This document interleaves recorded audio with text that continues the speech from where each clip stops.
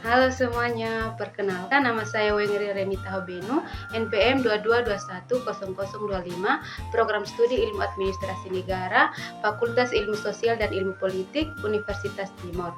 Di sini saya akan menjelaskan beberapa materi yang ada dalam buku komunikasi Pembangunan Pendekatan Terpadu yang ditulis oleh Sumadi Dila. Baik, saya akan menjelaskan materi yang ada pada bab 1, di mana membahas tentang landasan konseptual komunikasi pembangunan. Secara konseptual, komunikasi pembangunan bersumber dari teori komunikasi dan teori pembangunan yang saling menopang. Teori komunikasi digunakan untuk menjembatani arus informasi baru dari pemerintah kepada masyarakat ataupun sebaliknya. Sementara teori pembangunan digunakan sebagai karakteristik bentuk perubahan yang diinginkan secara terarah dan progresif dari satu kondisi ke kondisi yang lain dan dari satu keadaan menuju keadaan yang lebih baik.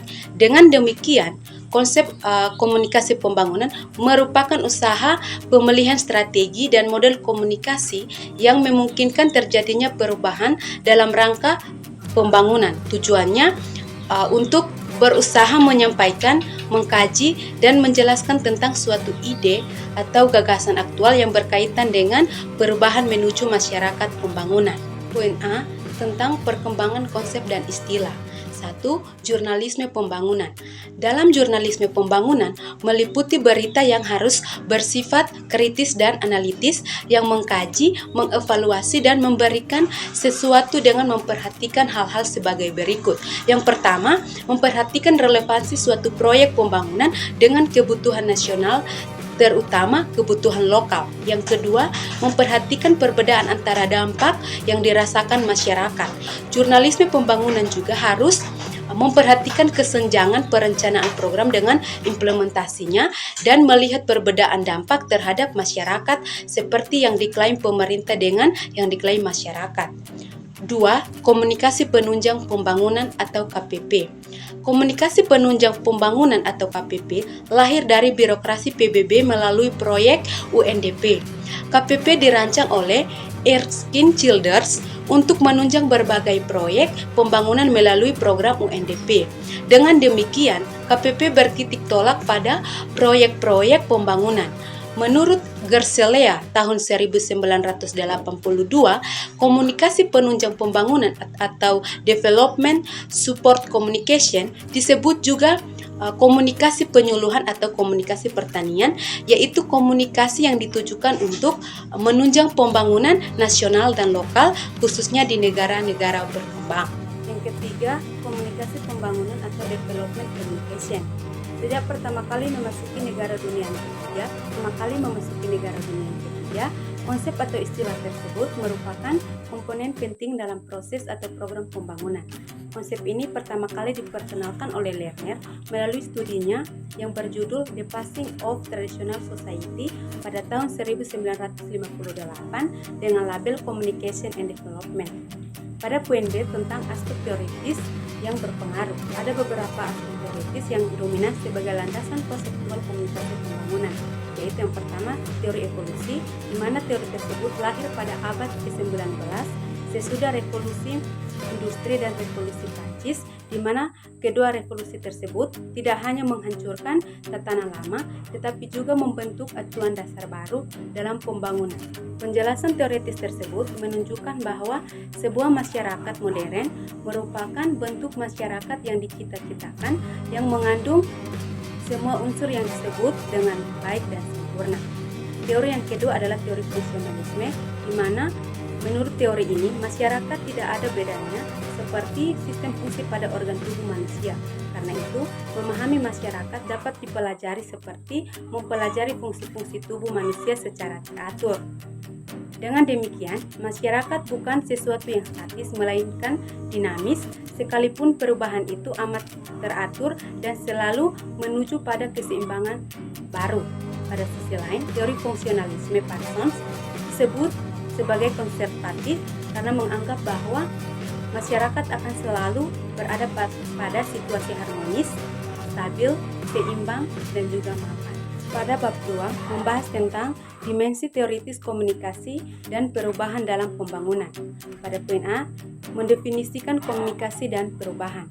Dengan demikian, jika proses komunikasi didefinisikan sebagai sebuah usaha menemukan makna dan konteks terhadap sistem pernyataan atau pesan, sesungguhnya komunikasi pun mampu mengonstruk makna dari setiap perubahan yang terjadi, kemudian akan membentuk konsepsi berpikir terhadap apa yang terjadi dan apa yang mesti dilakukan. Dengan kemampuan ini, komunikasi diharapkan dapat memprediksi, mendeteksi, menganalisis, dan menjelaskan setiap perubahan.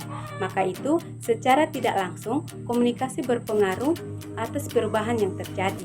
Singkatnya, berbagai perubahan yang terjadi memerlukan dukungan dan intervensi komunikasi sehingga perubahan dapat berlangsung seimbang dan juga bermanfaat. Poin B tentang fungsi komunikasi bagi perubahan. William Gordon merumuskan 4 fungsi komunikasi bagi perubahan, yaitu sebagai berikut. Yang pertama, komunikasi sosial. Yang kedua, komunikasi ekspresif. Yang ketiga, komunikasi ritual. Dan yang keempat, komunikasi instrumental. Poin C membahas tentang faktor determinan komunikasi bagi perubahan. Ada 2 faktor, yaitu yang pertama faktor internal dan yang kedua faktor eksternal. Pada poin D, membahas juga tentang tahap perubahan dalam komunikasi. Ada 6 tahapan, yaitu yang pertama, kesadaran, yang kedua, pengetahuan, yang ketiga, kesukaan, yang keempat, pilihan, yang kelima, pernyataan, dan yang keenam, tindakan.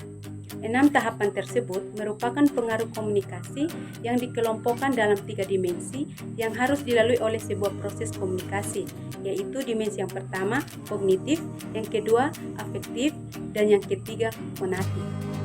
Pada poin E, membahas tentang komunikasi dan perubahan masyarakat.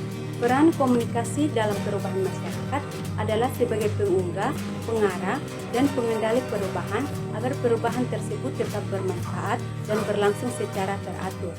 Sementara, perubahan dan dinamika sosial yang terus berlangsung dalam suatu masyarakat akan berpengaruh pada perilaku komunikasi. Kedua hal ini tersebut menunjukkan adanya hubungan yang saling terkait yang kemudian mempengaruhi corak kehidupan masyarakat. Pada poin F membahas tentang relevansi teori komunikasi pada pembangunan. Teori merupakan seperangkat proposisi yang sistematis, metodis, logis, dan faktual untuk menjelaskan, mengontrol, dan meramalkan sesuatu yang fakta. Pada poin G, membahas tentang penggunaan teori persuasif komunikasi. Ada beberapa teori yang menjadi rujukan dan dianjurkan untuk perubahan diri, kelompok, dan sosial masyarakat yang berkaitan dengan pembangunan, yaitu yang pertama, teori-teori komunikasi interpersonal atau antar pribadi, yang kedua, teori-teori komunikasi kelompok, yang ketiga, teori-teori komunikasi massa. Kita akan masuk pada bab 3, di mana membahas tentang pembangunan yang berkaitan dengan paradigma, permasalahan, dan juga solusinya. Pada poin A tentang pengertian paradigma. Yang dimaksud dengan paradigma dalam konteks ini adalah konstelasi teori, nilai, dan tema pemikiran untuk memahami kondisi sejarah dan keadilan sosial bagi kerangka konsepsi makna realitas sosial. Artinya, paradigma merupakan dasar berpikir kita dalam melihat suatu realitas sehingga mampu mempengaruhi apa yang dipilih, dilihat, dan diketahui. Konstelasi teori, nilai, dan tema pemikiran untuk memahami kondisi sejarah dan keadilan sosial bagi kerangka konsepsi makna realitas sosial. Artinya, paradigma merupakan dasar berpikir kita dalam melihat suatu realitas sehingga mampu mempengaruhi apa yang dipilih, dilihat, dan diketahui. Kekuatan paradigma ini terletak pada kemampuan memahami masalah sehingga dapat menuntun kita untuk memahami apa yang kita lihat, bagaimana cara melihatnya, dan apa yang dianggap menjadi masalah sehingga kita mampu untuk menemukan sebuah metode serta solusi untuk memecahkannya. Pada poin B membahas tentang pengertian dan definisi pembangunan. Menurut Rogers tahun 1969 dan 1971 mendefinisikan pembangunan sebagai proses yang terjadi pada level atau tingkatan sistem sosial, sedangkan modernisasi sebagai proses yang terjadi pada level individu. Walaupun pengertian kedua istilah tersebut dibedakan, pembangunan yang dimaksud terjadi pada bidang ekonomi atau lebih mencakup seluruh proses dianalogikan dalam masyarakat secara keseluruhan. Definisi ini kemudian diralatnya kembali dengan menyatakan bahwa pembangunan sebagai suatu proses sosial yang bersifat partisipatori secara luas untuk memajukan keadaan sosial dan kebendaan bagi mayoritas masyarakat melalui manfaat yang diperoleh serta kontrol terhadap lingkungan. Pada poin C, membahas tentang paradigma dan teori awal pembangunan.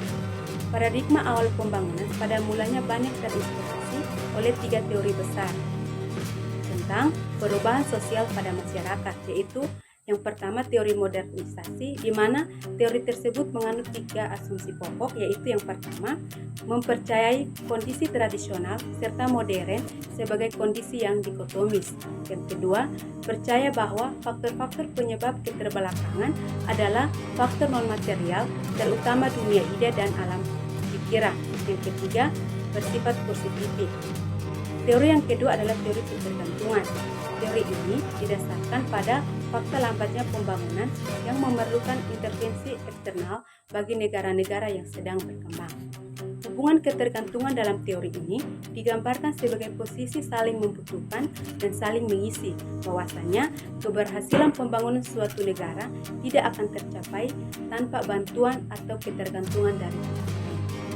Teori yang ketiga adalah teori sistem dunia, di mana teori tersebut menekankan akan pentingnya analisis totalitas yang berjangka panjang. Oleh sebab itu, analisis yang tepat menurut perspektif ini adalah keseluruhan dunia yang merupakan salah satu sistem yang menyejarah yang terdiri dari 3 strata, yakni yang pertama pusat, yang kedua setengah pinggiran, dan yang ketiga pinggiran. Poin D membahas tentang penyebab dan akibat pembangunan. Yang menjadi penyebab kegagalan paradigma awal pembangunan sebagai berikut. Yang pertama, konsep pembangunan dimaknai hanya sebatas ideologi tunggal yang bersifat universal. Yang kedua, pendekatan pembangunan yang digunakan yaitu pendekatan teori ekonomi politik. Yang ketiga, terjadinya penyimpangan peristilahan konsep pembangunan yang digunakan. Yang keempat, praktik pembangunan yang dilakukan belum berpihak kepada masyarakat. Yang kelima, agenda pembangunan lebih bernuansa pendekatan proyek ketimbang pendekatan program. Poin E membahas tentang model pembangunan yang relevan. Terdapat 3 model, yaitu yang pertama, model pembangunan lokal, yang kedua, model perencanaan sosial, yang ketiga, model aksi sosial. Sekarang saya akan membahas materi yang ada pada bab 4, di mana membahas tentang komunikasi pembangunan. Pada poin A tentang pengertian komunikasi pembangunan. Dalam arti luas, komunikasi pembangunan meliputi peran dan fungsi komunikasi sebagai suatu aktivitas pertukaran pesan secara timbal balik di antara masyarakat dan pemerintah dan evaluasi pembangunan. Dalam arti sempit, komunikasi pembangunan adalah segala upaya, cara, dan teknik penyampaian gagasan dan keterampilan pembangunan yang berasal dari pihak yang memprakarsai pembangunan kepada masyarakat yang menjadi sasaran agar dapat memahami, menerima, dan berpartisipasi dalam pembangunan. Pada poin B, tentang perspektif komunikasi pembangunan. Terdapat 2 perspektif, yaitu yang pertama, komunikasi pembangunan dalam perspektif psikologi, yang kedua, komunikasi pembangunan dalam perspektif ilmu komunikasi. Pada poin C, membahas tentang strategi baru komunikasi pembangunan. Ada beberapa strategi, yaitu yang pertama, komunikasi dan pengembangan kapasitas diri, yang kedua, memanfaatkan media rakyat dalam pembangunan, yang ketiga, menyempitkan jurang pemisah melalui redundansi, yang keempat, menanggulangi bias, yang kelima, memaksimalkan peran komunikator sebagai agen pembangunan, yang keenam, menyusun pesan berorientasi kepada audiens, yang ketujuh, memanfaatkan jasa teknologi komunikasi. Pada bab 5, membahas tentang pendekatan komunikasi dalam pembangunan. Poin A, tentang pendekatan mekanistik media massa. Dalam model pendekatan ini bersifat tunggal dan biner. Dalam ilmu komunikasi, model ini disebut komunikasi yang berorientasi sumber, sedangkan perhatian kepada khalayak kurang terakomodasi secara berimbang. Proses yang bersifat mekanistik ini memiliki 3 asumsi dasar, yaitu yang pertama, ide, gagasan, atau inovasi pembangunan diteruskan dan dibagi secara sepihak. Yang kedua, populasi atau khalayak dalam proses ini dibedakan menjadi peserta aktif dan pasif. Yang ketiga, penggunaan teori peluru dan model jarum Frobermel sangat dominan dalam proses ini. Berdasarkan alasan ini, proses komunikasi dimaknai sebagai proses yang berpusat pada satu pihak. Pada poin B, membahas tentang pendekatan komunikasi partisipatoris. Pendekatan ini berlandaskan semangat kebersamaan dalam mengartikulasikan dan mempersepsikan sesuatu dalam pikiran, sikap, dan tindakan, termasuk cara-cara memecahkan masalah bersama. Konsep kebersamaan tersebut menentukan tujuan proses komunikasi sehingga semua pihak yang terlibat mempunyai kesempatan untuk mempertukarkan dan merundingkan makna pesan menuju keselarasan dan keserasian makna bersama. Kita masuk pada bab 6, di mana membahas tentang implikasi teknologi komunikasi dalam pembangunan. Poin A tentang teknologi komunikasi dan dampaknya bagi pembangunan. Menurut Parker dan Dunn tahun 1972, teknologi komunikasi dan informasi mempunyai dampak positif yang dapat digunakan untuk keuntungan orang banyak dalam masyarakat. Potensi tunggal paling besar dari penggunaan informasi ini adalah kesempatan untuk mengurangi biaya unit pendidikan sampai titik di mana masyarakat dapat memberikan akses yang sama dan terbuka bagi kesempatan belajar untuk semua anggota masyarakat sepanjang hidup. Adapun beberapa dampak negatif dari globalisasi oleh kemajuan teknologi komunikasi.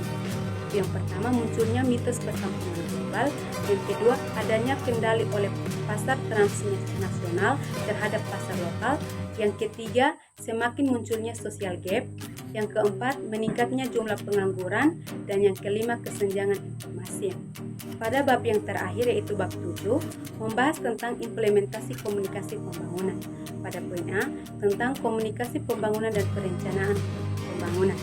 Komunikasi pembangunan senantiasa memerlukan suatu perencanaan komunikasi yang baik karena dengan adanya perencanaan komunikasi akan menentukan efektivitas keberhasilan suatu pembangunan.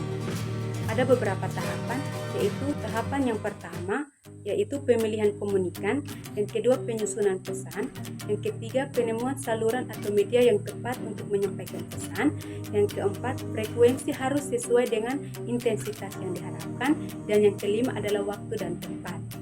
Poin yang kedua tentang ciri-ciri perencanaan pembangunan. Ada beberapa ciri menurut Jojo tahun 1996. Itu yang pertama, usaha yang dicerminkan dalam rencana mencapai perkembangan sosial ekonomi yang tepat. Yang kedua, usaha yang dicerminkan dalam rencana meningkatkan pendapatan per kapita. Yang ketiga, usaha yang dicerminkan dalam rencana mengadakan perubahan struktur ekonomi. Yang keempat, usaha yang dicerminkan dalam rencana mengadakan perluasan kesempatan kerja. Yang kelima, usaha yang dicerminkan dalam rencana menjaga stabilitas ekonomi secara terus-menerus. Ada beberapa unsur-unsur pokok dalam perencanaan dan pengelolaan pembangunan. Menurut Rogers, ada beberapa unsur pembangunan, yaitu yang pertama, pemerataan penyebaran informasi, yang kedua, partisipasi masyarakat dalam perencanaan, yang ketiga, berdiri di atas kaki sendiri dan mandiri dalam pembangunan dengan penekanan pada potensi sumber daya setempat, dan yang keempat, perpaduan antara sistem tradisional dan sistem modern. Pada poin B, membahas tentang komunikasi dan difusi inovasi. Sebagai proses difusi inovasi dalam pengertian komunikasi, difusi inovasi bertujuan untuk mengubah masyarakat melalui penyebarluasan ide-ide dan hal-hal baru. Menurut Rogers dan Shoemaker tahun 1971, studi difusi mengkaji pesan-pesan yang disampaikan tentang hal-hal yang dianggap baru sehingga akan menimbulkan suatu derajat risiko tertentu yang menyebabkan perilaku yang berbeda-beda pada pihak penerima.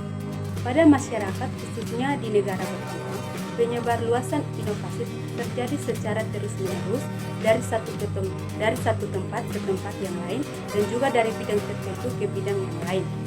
Penyebar luasan inovasi tersebut menyebabkan masyarakat menjadi berubah dan perubahan sosial pun merangsang orang untuk menemukan dan menyebarkan hal-hal yang baru. Dalam proses penyebarluasan informasi tersebut ada beberapa unsur utama, yaitu yang pertama, adanya suatu inovasi, yang kedua, yang dikomunikasikan melalui saluran tertentu, yang ketiga, dalam suatu jangka waktu tertentu, dan yang keempat, di antara para anggota suatu sistem sosial.